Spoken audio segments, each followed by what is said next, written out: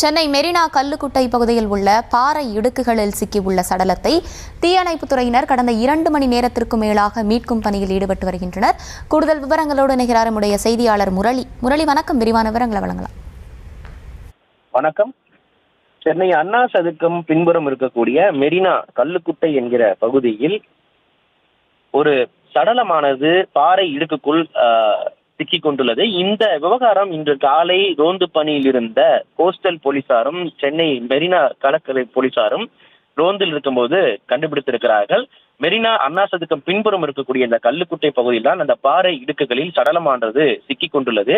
அதனை மீட்கும் பணியில் போலீசார் ஈடுபட்ட பொழுது பாறையின் அருகே அதிகமாக தண்ணீர் இருக்கின்ற காரணத்தினாலும், மேலும் அந்த பாறை இடுக்குக்குள் அந்த சடலம் மாட்டிக்கொண்ட காரணத்தினால் அந்த சடலத்தை எடுக்க முடியாமல் போலீசார் திணறி வருகின்றார்கள்.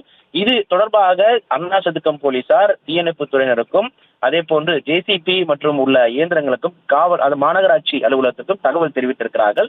இந்த தகவலின் அடிப்படையில் தண்ணீர் ஓட்டம் குறைந்த பிறகு அந்த பாறையை எடுத்துவிட்டு சடலத்தை எடுக்கும் முயற்சியில் ஈடுபட இருப்பதாக காவல்துறையினர் தகவல் தெரிவித்திருக்கிறார்கள். குறிப்பாக கை மட்டுமே, கால் உள்ளிட்ட பகுதி மட்டுமே அந்த பாறை இடுக்குக்குள் சிக்கிக்கின்ற காரணத்தினால் இறந்த சடலம் ஆண் சடலமா அல்லது பெண் சடலமா என்பது தொடர்பாகவும் விசாரணை மேற்கொண்டு வருகிறார்கள். குறிப்பாக தற்கொலை முயற்சியின் காரணமாக இந்த சடலம் உள்ளே இருந்ததா அல்லது வேறு ஏதேனும் கொலை சம்பந்தமாக இந்த சடலம் இருக்கின்றதா என்பது தொடர்பாகவும் அண்ணா சதுக்கம் போலீசார் வழக்கு பதிவு செய்து தற்பொழுது விசாரணை மேற்கொண்டு வருகின்றனர்.